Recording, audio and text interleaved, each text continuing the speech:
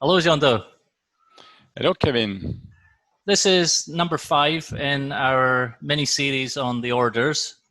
And one of the challenges people come across when they first start learning conscious guidance and control is trying to remember all of the orders. They don't realize this is a problem until you try. So, can you talk about what's the relationship between the orders and memory?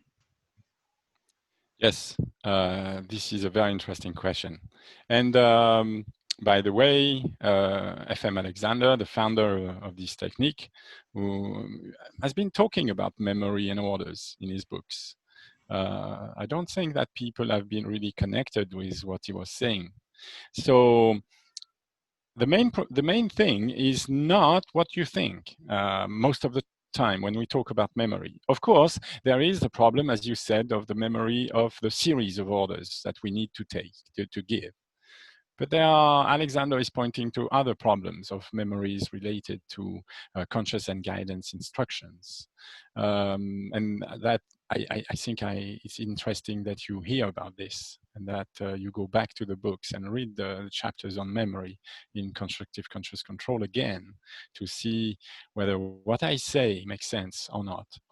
So the main question is that the directions or the instructions, Alexander called them, or sometimes he called them orders for a change, but he's talking about the same thing. It's order you give to yourself in order to pilot your behavior.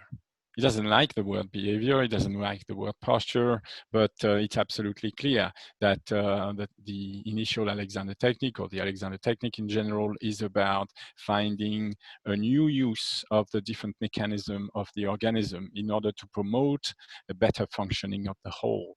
That's the main idea. And so the pupil is supposed to learn some instructions. We are going to see how this was done, how this can be done nowadays with the new technology that we are using.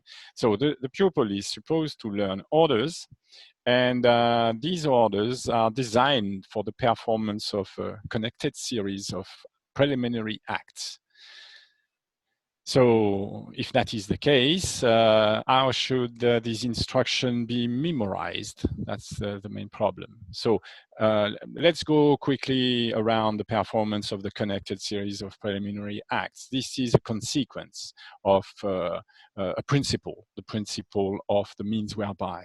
So we are discussing here this, this sentence where Alexander says that of course, if we are to understand the means whereby principle, I like the turn of the phrase because it places in view the fact that he's using a principle, but it may not be quite clear for us what the principle is about. So in order to get an idea of a principle, the best thing is to have, well, a controlled experiment in order to test what the principle implies. So that's what is about here. So if we understand the means whereby principle on which the teacher of conscious guidance, which adheres to the, I added of conscious guidance, of course, because if you just do, well, body work, touch work, of course, this idea of a connected series of preliminary acts has obviously disappeared nowadays. But in every one of my lessons, I demonstrate to the pupil that it's possible to imagine a connected series of preliminary acts in order to organize a performance of any act in general. Well, for example, I've taken an example of a person who wants to put her hands on the head of a person. Well, that is an act. And that act involves the direction and performance of a connected series of preliminary acts by means of the mechanism of the organisms. There are mainly three large mechanism. One is the mechanism of the torso, the second is the mechanism of the upper limb, and the third is the mechanism of the lower limb.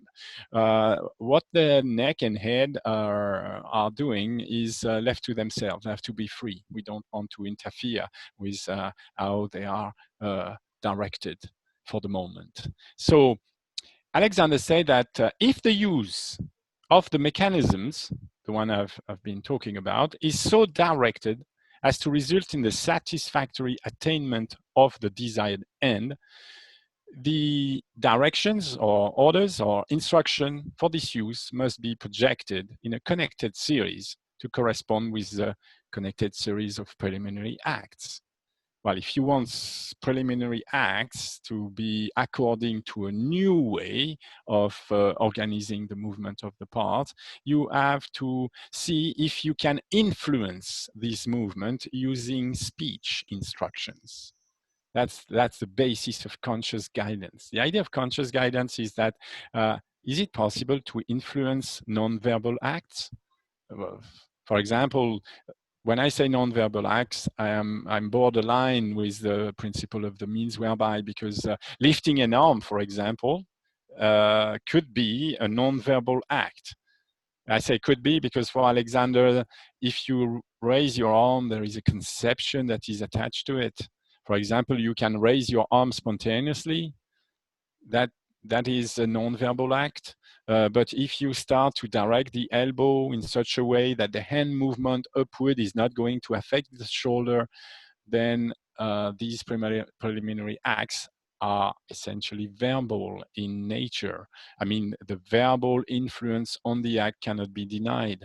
So that's where Alexander makes the connection between speech, your instructions, and actions. This is not a given. It's not because you use speech and that you do, well, non-verbal action that you have a capacity to connect the two together. This is what the conscious guidance and control training is about. It's about bridging the gap between speech, your intentions, reasoned intentions, and what we call non-verbal acts. Many people of the somatic system of teaching thinks that we make a division between mind and body because we say that mind can influence the body. I don't see where there is a scission between a disconnection between the two. One influences the other, and we will see that very often the opposite is also true. They're both influencing each other. So what we want to establish here is a new way of thinking at nonverbal acts. And we want to introduce this idea of connected series of instructions. These when you have to memorize instruction and when you have to memorize connected series of instruction, you're not at all in the same division.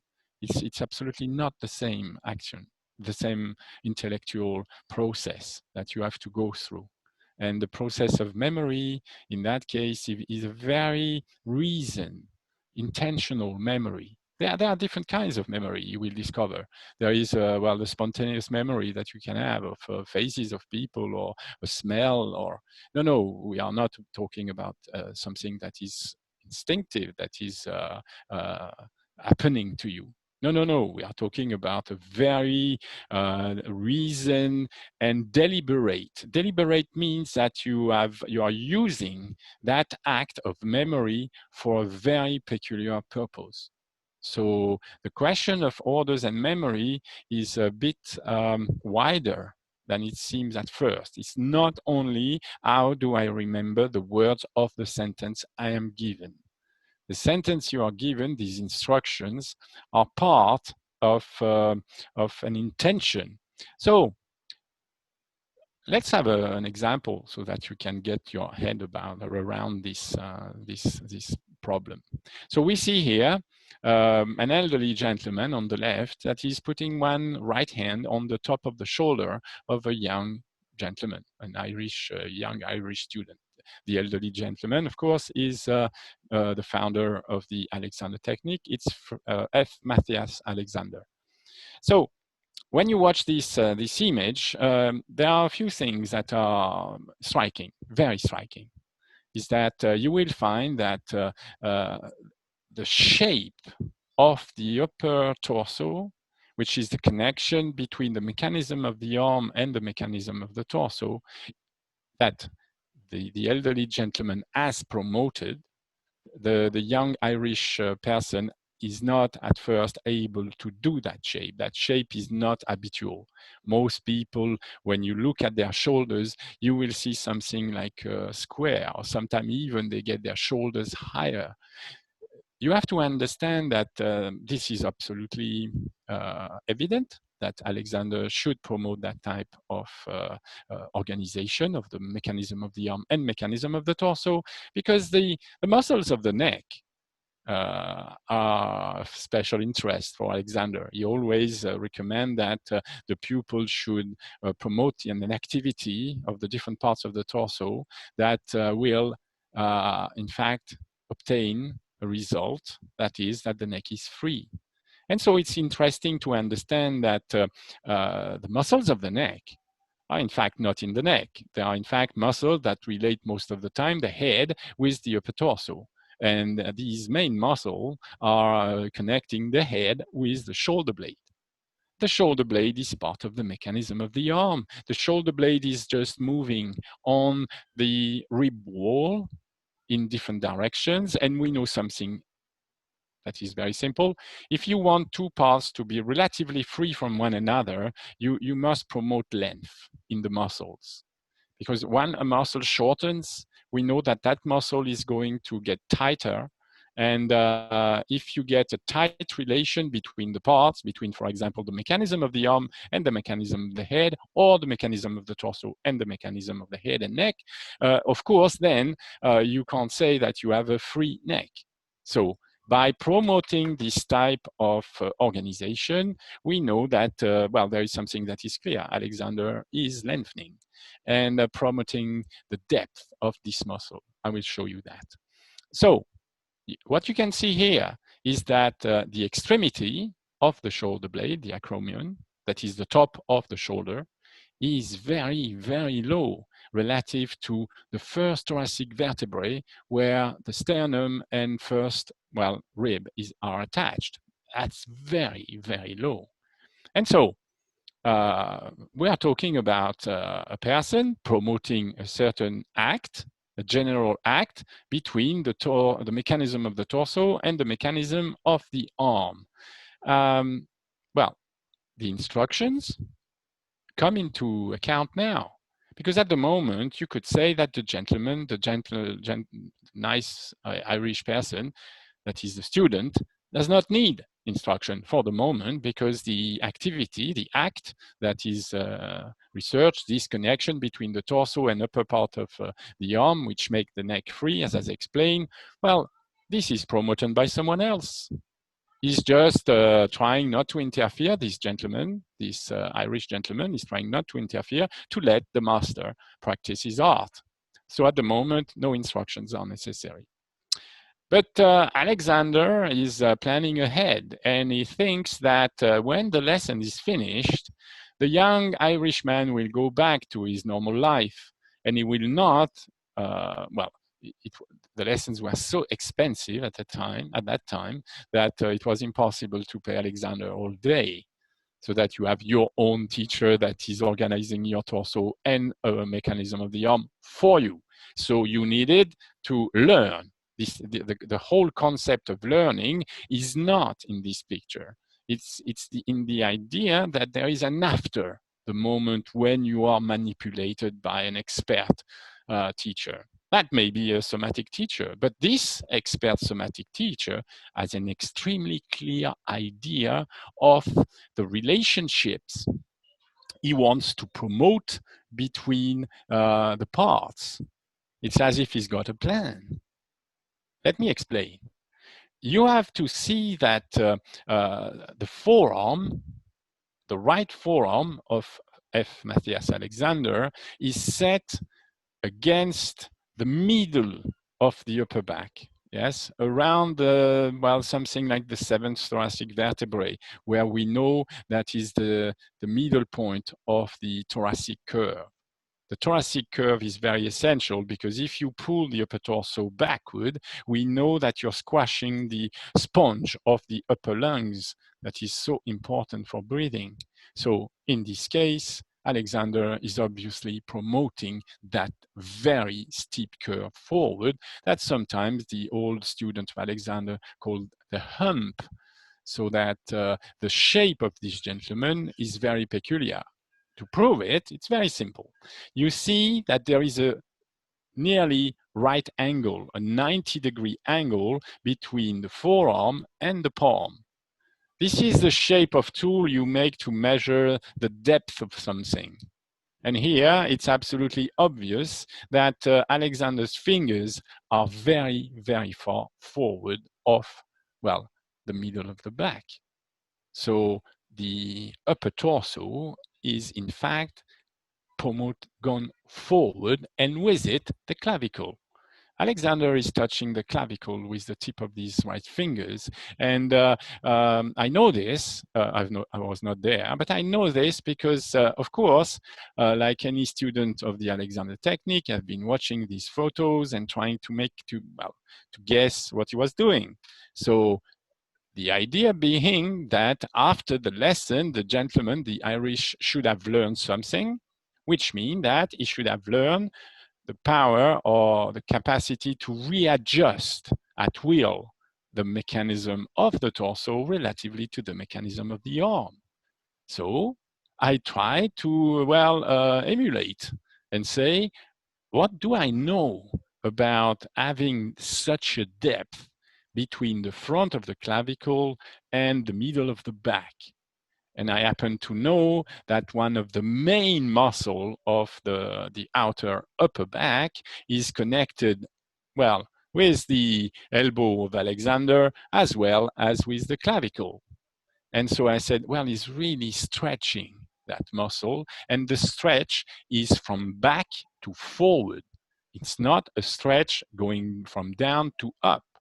It's not a lengthening. This is really working on depth here.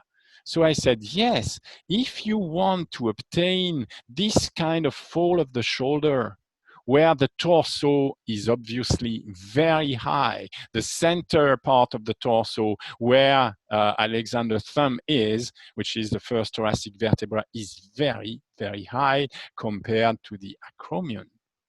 I could not obtain such a thing at first. It was impossible. My shoulder was more or less square. You have to apply 2 different kinds or 3 different kinds of movement in order to obtain this shape. And the point is to reconstruct this shape when the master manipulator is not there. So you need instructions for that. And I said, wow, yes, it is possible when the upper part of the arm are going outward and forward and downward, while the torso is going backward and upward, but backward under the armpit, and forward with the first thoracic, with the upper torso, because you will see that, of course, the upper torso is like above the middle torso. It's not pulled back in space.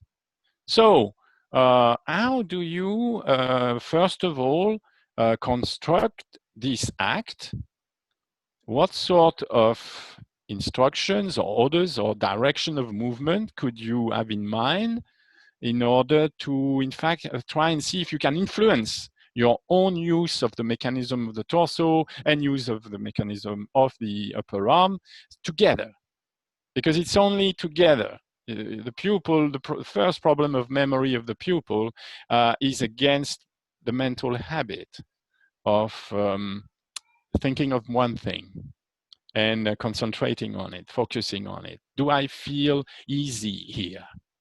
Well, if you start with this type of ideas, there is no way you can get to the connected activity of projecting different intentions of movement at the same time. The first problem of memory is a problem not of words, it's a problem of methodology.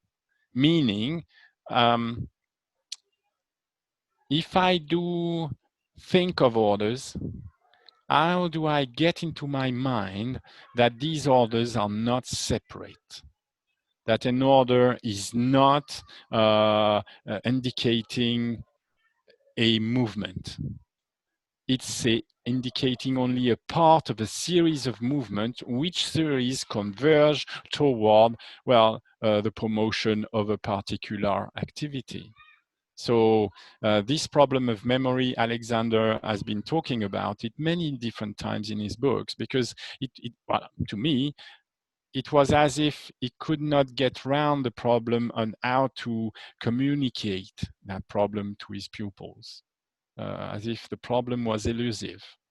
Okay, let's see how we can, in fact, find a solution, because here we are into this idea of a technique of constructions of coordination of movement between different mechanisms that is minus hands, no hands. You have to imagine that no matter how good you are with your hands, if you are a teacher of the somatic technique, at one moment, the pupil will have to, well, use his own instruction, his own mind, in order to direct his own movements.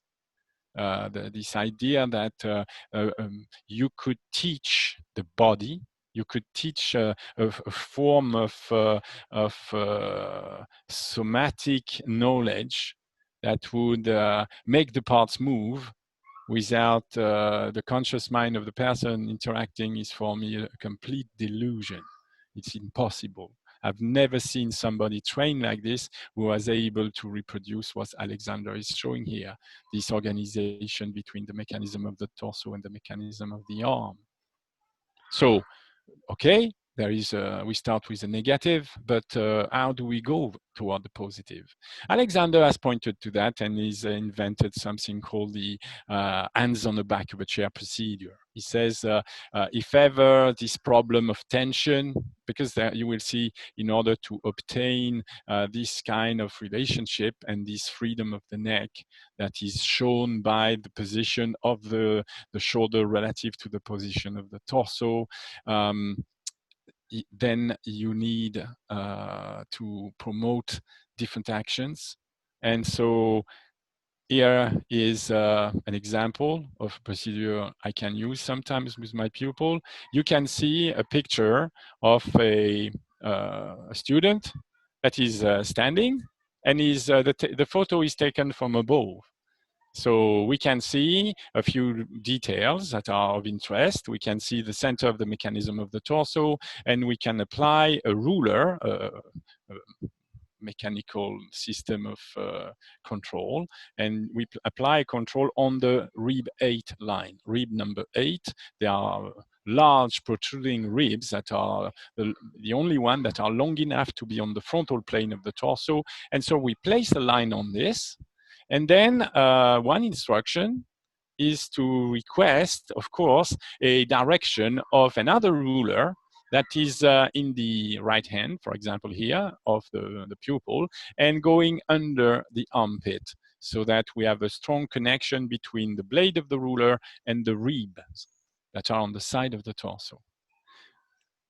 The instructions is defined in order, exactly like hands on the back of a chair. We want to make sure that the position of the hand and the geometry of the wrist is known from the start to the end. This parameter should not change. So the pupil has to memorize, of course, a disposition, which is quite simple. It is the ruler and the rib line have to be 90-degree angle toward each other, okay? And so we have also the capacity to orientate the ruler so that the ruler is horizontal. So we ask again for the pupil to memorize another idea, another concept. We want to establish controlled positions, you would say, control references from the start to the end of the procedure. And then from there, we are going to see what is possible to command of the mechanism of the arm relatively to the mechanism of the torso. So the pupil is asked to stabilize the hand in space. Well, it's not that difficult when you hold the ruler under your armpit and you have your eyes, and you can see whether you are, well, performing the 90-degree angle, and also another 90-degree angle that is a 90-degree angle to the vertical plane of reference that is given by the plumb line of the force of gravity. So that is the starting point. But then we are going to start to ask the pupil to memorize instructions of movement. So here are the instructions of movement. There is another principle that we use that is Alexander, in fact, invented or promoted, is the principle of antagonistic actions. If you want to, for example, lengthen a spring, let's say you have a spring that in lengthening will store elastic energy, you have to apply antagonistic actions. You have to stretch and you pull on both parts, and that is what we are going to see, whether it is possible to disassociate the movement of the mechanism of the arm from the movement of the mechanism of the torso, knowing full well, of course, that this will affect the fall of the shoulder. So the teacher will watch the pupil performing these intentions of movement, and you have to understand that because we are stretching, it's absolutely necessary to coordinate the movement of the hands that are stretching the spring. If you start pulling one side, you're not going to get the same length as if you were going to pull on both ends. And there is a risk also that if you start pulling on one side, the other side may follow, which mark no disassociation between the movement of the two extremities.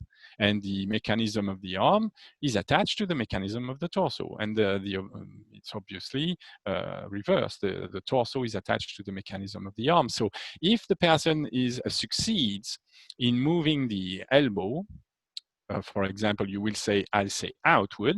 I will define the direction outward to my pupil by saying that outward is the line that is parallel to the rib line.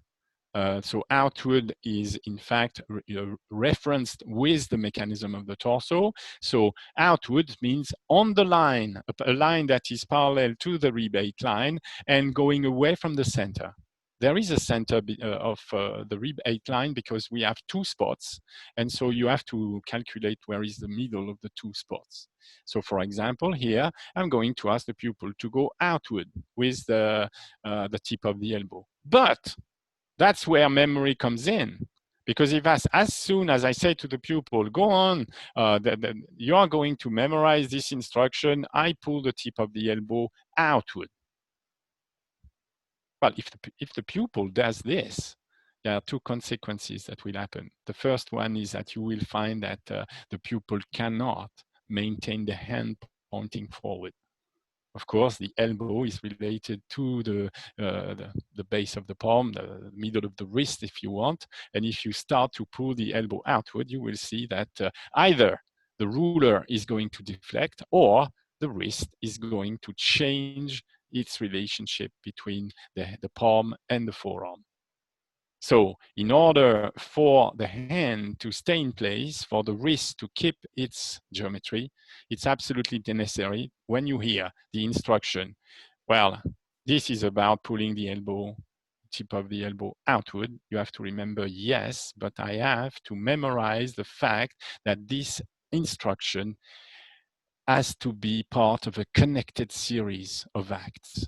You cannot obtain any positive effect if you forget and if you try and get the elbow working alone, in isolation.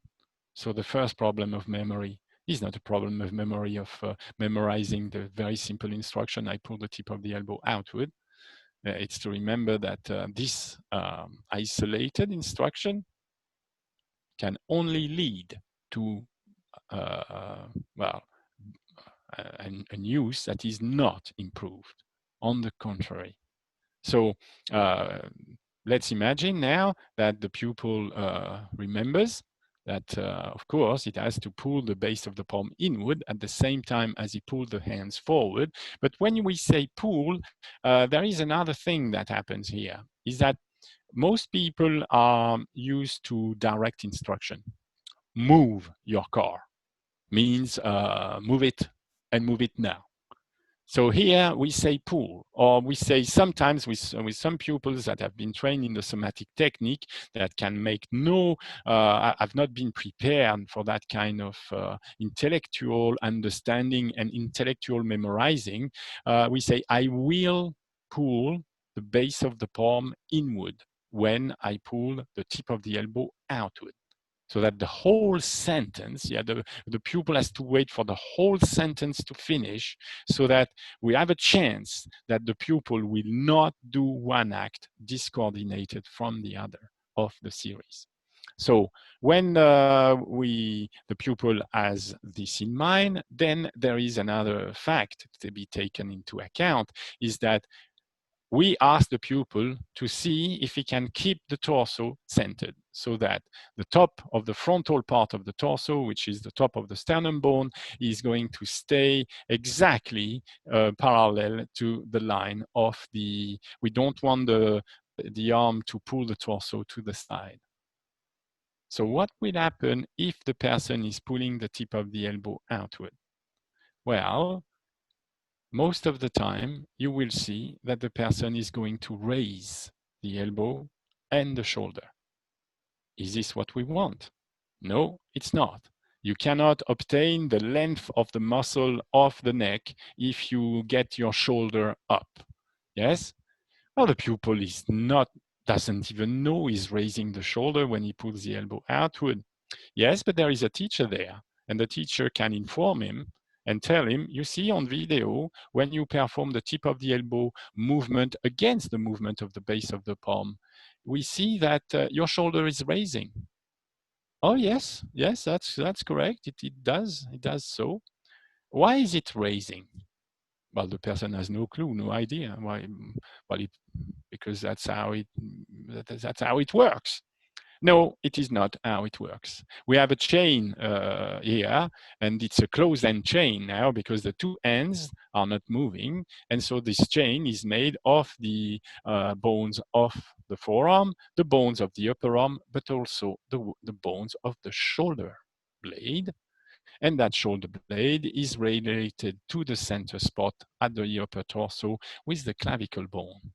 So when you pull the tip of the elbow outward, and if the shoulder is blocked, if, for example, the pupil has a habit of a use of the mechanism of the torso that is more or less stiffened with the extremity of the mechanism of the arm, what will happen is that when you pull the tip of the elbow outward, the shoulder will resist. The shoulder will not go as it should, because if you think of the chain of segments, what should happen is that simply, well, the shoulder blade should follow the elbow outward. And so there should be a rotation of the clavicle that is far back, and the clavicle should start to come forward, so that the depth Alexander is showing here should be promoted. The elbows going outward is pulling on the mechanism, and so the shoulder is going to go away from the center of the torso and down. Because when we start, remember, the elbow is at the height of the armpit. So if you pull outward, relatively to the shoulder, it's outward and down. So if you pull outward and down the shoulder, if you don't stiffen the muscles of the neck, the shoulder should follow. But it does not, because the pupil has such an habit of using the muscle of the neck that at first, the pupil will feel that it augments the tension. And for many people, tension is foul word. Tension is bad. Tension is the thing we should release. We should stop. We should inhibit, or we should make it disappear. And in fact, when you start using the procedure that Alexander has devised, a close-end chain, and you think, okay, I'm going to pull the tip of the elbow outward to exert a light stretch, well, at first what you discover is that the feeling of tension in the shoulder is going to increase. like many people think that this is obtained by the gentleman releasing. I can tell you this is absolutely not the case, because when this type of use is promoted, even if it's by a fantastic manipulator, I can tell you that the stretch is enormous and you can't miss to feel it, and you don't feel at all release. The release is obtained by most people when they get into their habitual shape. As soon as you promote that type of organization between the mechanism of the arm and the mechanism of the torso, the memory of the pupil is really perturbed, and as soon as it's finished, the pupil will try and block the shoulder back again. Say, oh dear, that has been really a stretch. So we are here showing that suddenly with verbal instruction combined together or connected series of instruction leading to acts, we can change the relationship between the mechanism of the torso and the mechanism of the arm. Let's imagine just for a second that, of course, there is a ruler, but what is shown here is the distance of the spots to an imaginary wall. You have always to remember that when we measure a distance, we measure an horizontal distance. When you have a spot in the middle of the room to a spot on the wall, what you need is to establish an horizontal. Because if you start to measure a distance from the middle of the room to the wall with an angle, of course, the length is going to vary with the angle. So we need a fixed angle. So we say 90 degree is a fixed angle, 90 degree to the vertical is horizontal. And so we have established that the height of the hand was at the height of the armpit, because we want the ruler to be horizontal. So the ruler is applied on the armpit, so the hand has to be on the armpit line. Yes, and we will see when the person is pulling outward, there is a consequence. I told you that it's possible that the hand would move outward. Yes, but in 3D space, there is another consequence, is that you will see straight away whether the ruler is staying horizontal or not. So the person has to direct the tip of the base of the palm, which is the connection between the palm and the forearm, not only inward, but in fact also upward, when we apply a movement outward to a spot that is below. If you go outward with a spot that is below another one, you have to understand that you're applying a force through the bone that is going to be, well, outward and down. So the pupil must connect this fact in memory, because if he forgets, he may be able to maintain the 90-degree angle that is the seen from above, but he will not be able to maintain the 90-degree angle seen from the side. So he has to, suddenly you understand that the memory has to be expanded slightly, because the person has to start to memorize direction in 3 criteria. The base of the palm should stay forward, because when you pull outward, the tendency will be for the base of the palm to go back. So the distance from the base of the palm to the wall is going to extend. So the person has to, in a way, anticipate this pull. And well, if you want the hand to stay in place when the elbow is going outward, you have to direct the hand forward, yes, because otherwise it's going back, inward, otherwise, according to the pull on the elbow, it's going outward and upward. While the tip of the elbow, of course, is directed in opposite direction. So now, if you want to obtain this line of the shoulder, well, you have to understand that you have to promote some movements.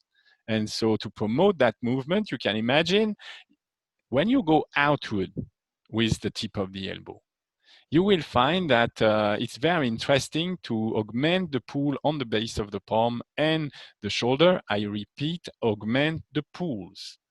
We are not here to try to minimize or to make the pool disappear. No, we are to augment the pools. Why do we want to augment the pools? Well, because most of the time we will find that our pupil has a tendency to wear the shoulder very high. If the shoulder is wear very high and very far back, which means a narrowing of the upper back, and which means, of course, an interference with the mechanism of the neck and head, because that muscle is relating the shoulder with the head. If you shorten it by narrowing the back and lifting the shoulders, here you are. Your neck is not free.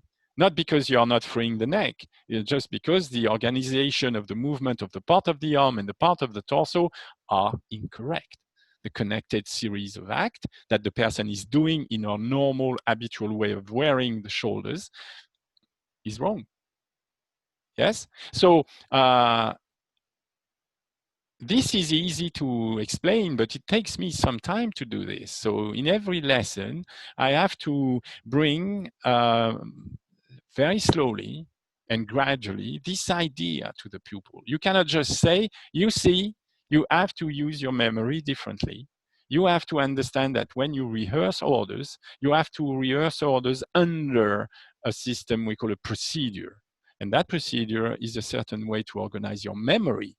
You have to memorize the fact that these orders are connected together, and that if you want to promote a movement of the upper part of the arm away from the other, well, you need to construct an experiment which will lead to that result and no other. So this is possible, and it doesn't need, like Alexander, minus hand. It's a way to solve the problem of tension minus hands. Alexander says that when you promote this organization of the mechanism of the arm relative to the mechanism of the torso with a fixed position of the hands, well, it's slightly different from this, because this, the 90-degree angle has to be maintained without the chair support. You really have to direct the palm in order to be able to obtain the result. So this is a way to progressively use your memory to organize the instructions so that you can control more and more the type of activity that you will have between the mechanism of the arm and the mechanism of the torso. I have a few quotes that I want you to have in mind, because this is theory. Alexander wants to bring us back to earth and says, it should be remembered here that the pupil's position in this act is an ideal one for watching the hands and wrists. So it stands on the back of a chair, but it's exactly applicable to the last picture and the last procedure I've shown you with the ruler under the armpit. Yes, the hand is in front of the pupil, and the pupil will have his hand. And I have made I've used the same principle as hands on the back of a chair, but made it more simple, because I found that at first, using both hands at the same time for most of my pupils was beyond their capacity. And also because if you do apply these movements, this light pull of the elbows, I can assure you, with a very light pull, the tension when both arms are used is enormous. And obviously, because we have a habit of having a back at the shoulder blades that are narrowed at the back, narrowing of the back and pulling of the back, and so the tension is so great that you want to work first with one arm at a time, and we leave the pupil to experiment with the two when he's got the time. I'm just here as a teacher to point the direction, how to establish experiments, controlled experiments, how to observe what is the result of the projection of the instructions. Remember, these instructions have to be transformed by a very peculiar process of memory into, in fact, decisions that are applied at the same time. So when the pupil is already in place, the control position of the start of the procedure are there, you just then say to the pupil, now you have to project all directions, all instructions of movements And what do we mean by projecting instruction? Well, it's just making decisions. Decision based on the instruction given. So the person is going to suddenly transform all this and start to pull the tip of the elbow away from the armpit, away from the hand.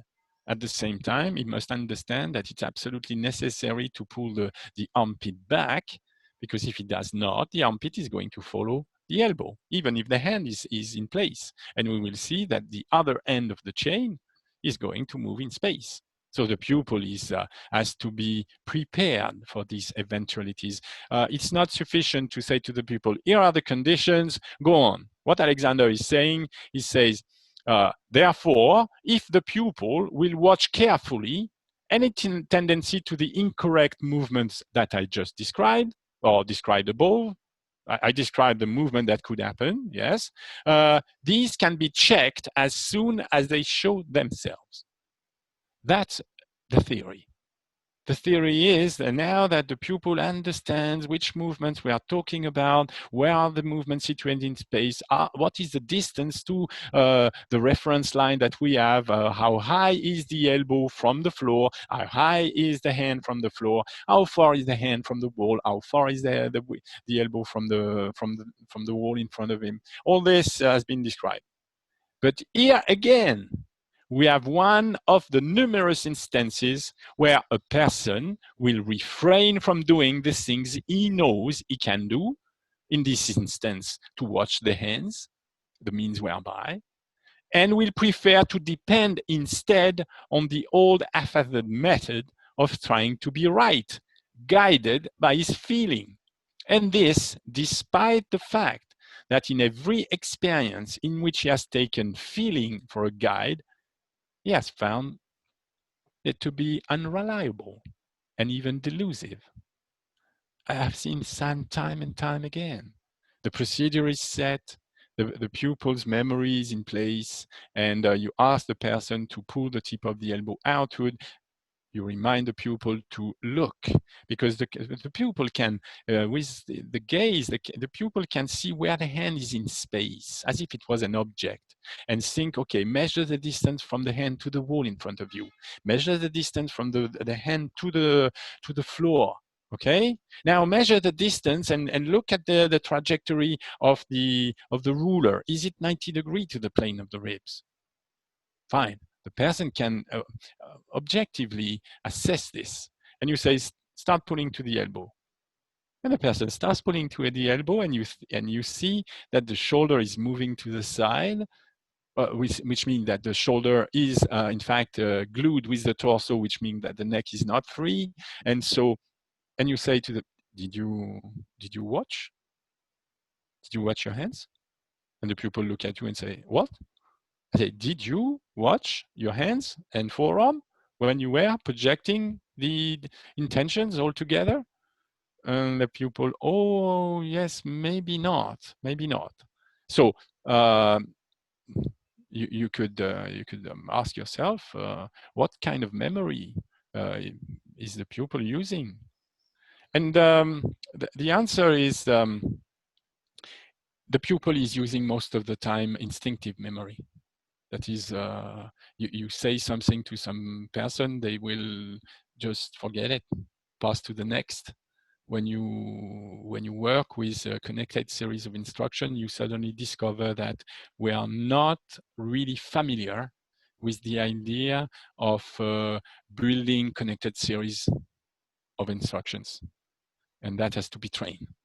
That Alexander is pointing to the fact that as soon as the person is pulling to the elbow, the person is going to have his attention drawn to the pull, drawn to the tension, because the shoulder, the habitual use of the movement of the shoulder is going to resist the new shape of the fall of the shoulder that we are promoting here. The pupil cannot do anything about it, and the pupil attention will be suffused with feelings, and he most of the time will make an orienting reaction, which means that everything is memorized before it's going to be wiped out. So we have to train our pupils to, in fact, resist this kind of disorganization of the system of attention. And so we have to teach people not memory, the instinctive memory, the automatic memory, but we have to teach a very conscious, intellectual, reason memory. As well as there is a reason attention, there is a reason memory, of course, and you can imagine the links between the two, of course. So if the readers, I'm taking another example of Alexander thoughts on the subject of memory.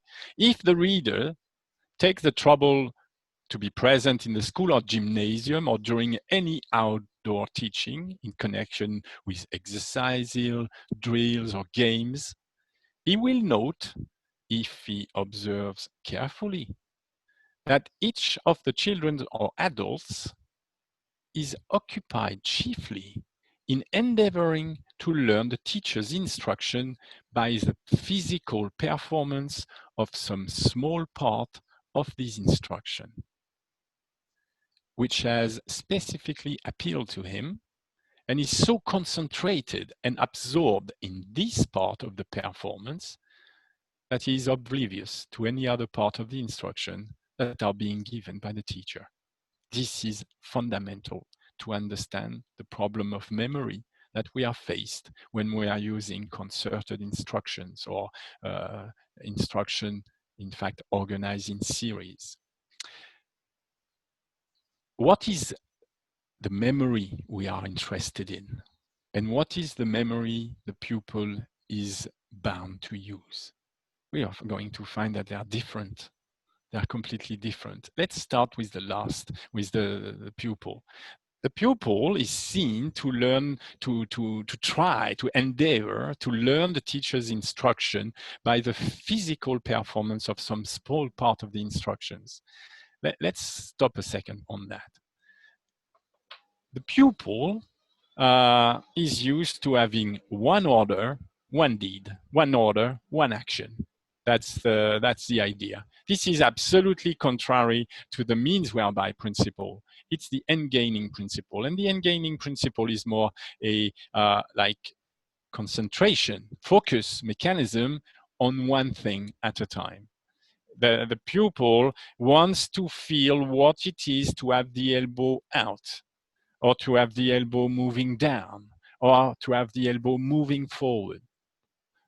The idea of the elbow moving outward, down, and forward is doesn't match his habitual use of the mind. And if you add on this that you want the base, the tip of the elbow to go outward, forward, and down, while the ribs at the back of the armpit, of course, oppose the movement.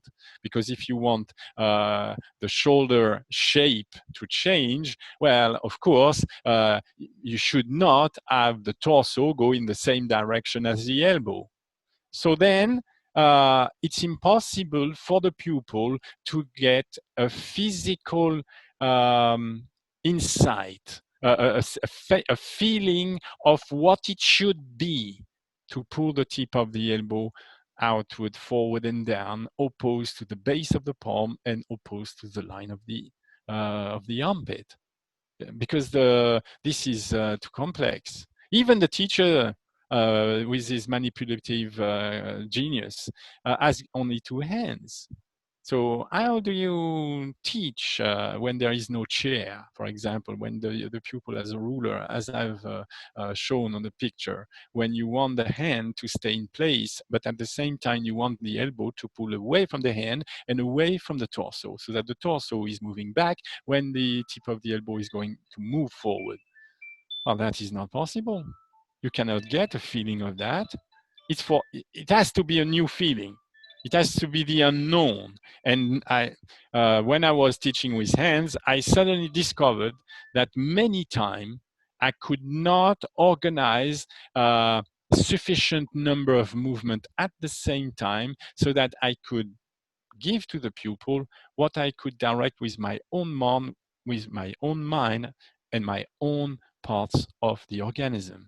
So suddenly, at first, when I started to teach with instruction alone, it was because I found that this problem of organization of the mechanism of the torso relatively to the mechanism of the arm, so that I could obtain the same shape of the shoulder as a young Irishman, and the depth from the back to the front of the torso, that it was necessary for me to, well, see if I could, well, give instructions to the person so that the person could do the procedure herself. Because when you do the physical performance of something that you don't master, what you're going to produce is absolutely wrong. You have to understand that. At first, the first games with the conscious direction of the mechanism of the arm relatively to the mechanism of the torso, any pupil will tell you that at first, well, it's a very complex system that we ask the pupil to organize. When I say that the teacher cannot organize the system, it's because it's very complex. It's no fault of the teacher, yes, of the touch teacher. No, it's because the system is incredibly complex. So the performance, the physical performance, that the feeling of what should be the correct action does not exist. It's when I was trained, the idea was that the teacher will organize the mechanisms of the pupil for him vicariously, so that the pupil could get, well, a memory of the physical performance. And so this memory of the physical performance is a feeling, and it was supposed that this feeling could help to direct what we called at the time the sensory motor system. Many scientists have started to, in fact, dislocate this theory of sensory motor system, that the system we are working with is slightly more complex than this, and this simplification is not helping, yes, to train people to organize the mechanism of the torso and the mechanism of the limbs together.